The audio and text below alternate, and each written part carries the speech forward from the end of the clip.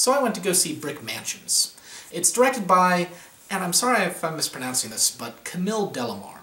Now, this is their first time really directing anything of note, but they have been an editor in the past.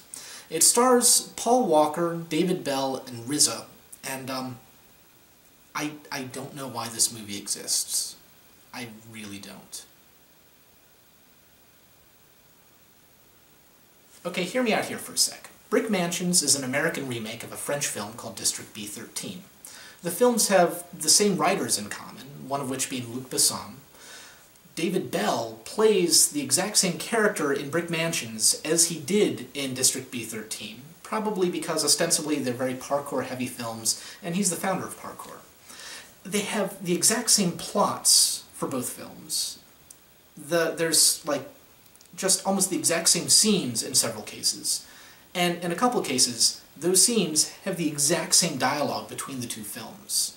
Pretty much all they did in, moving it from the French film to the American version is they added in some car chases, probably because of Paul Walker, and they took out characterization, plot, dialogue, and lowered the quality of the action scenes.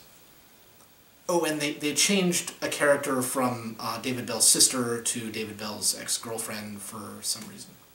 That's it. Otherwise, they are the exact same movie. Why does it exist?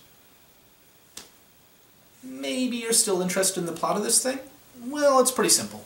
It's 2018, Detroit has gone all to heck, it's walled off its biggest slum, Brick Mansions, ceased all public support for the thing, so no hospital, no police, no nothing. The place has gone to heck. David Bell plays Lino, he's a gang leader with a heart of gold. RZA plays Tremere, he's the bad guy, he runs drugs and smuggles guns and all sorts of stuff. Paul Walker plays Damien, he's an undercover cop, so yeah. And the basic idea is Tremere gets his hand on a neutron bomb, and when he opens it up, it starts counting down on this timer, and so Paul Walker has to convince Lino to help him shut the thing off before it blows up and kills everyone in Brick Mansions.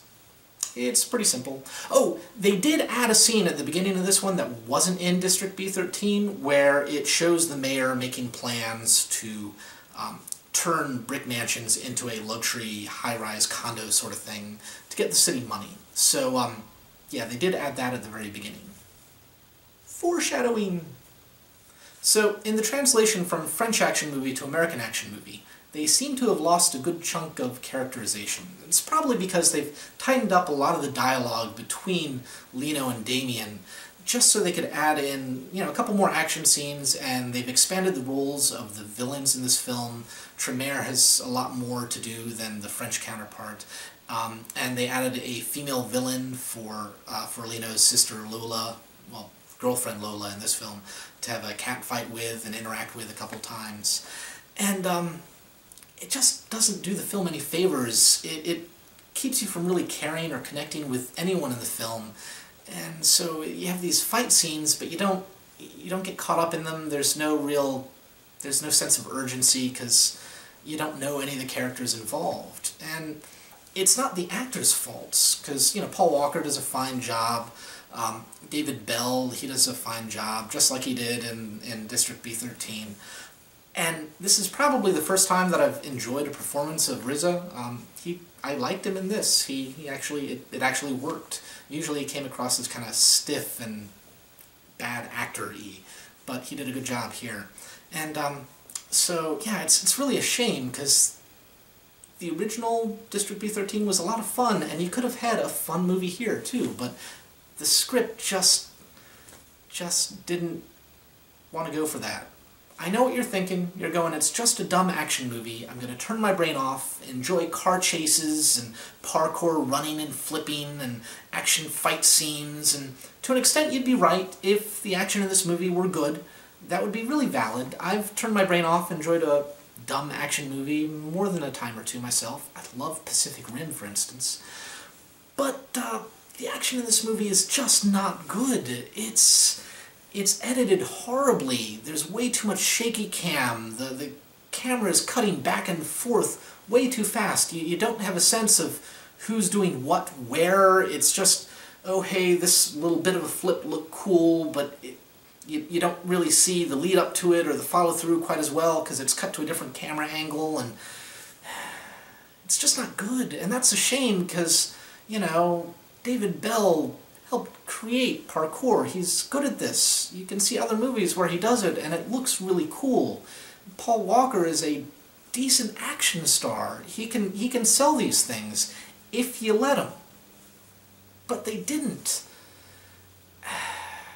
It's just not a good action movie, guys. It's not a good action movie. So in the end, I can't think of any reason anyone should watch this movie, unless perhaps you're a huge Paul Walker fan, in which case, I'm sorry, but this isn't a fitting send-off for the guy. I mean, they dedicated the film to him and everything, but it's just not a good film. So, I mean, the action is subpar, the plot is weak, the characterization is really almost non-existent. And especially since there's a better version of the exact same film.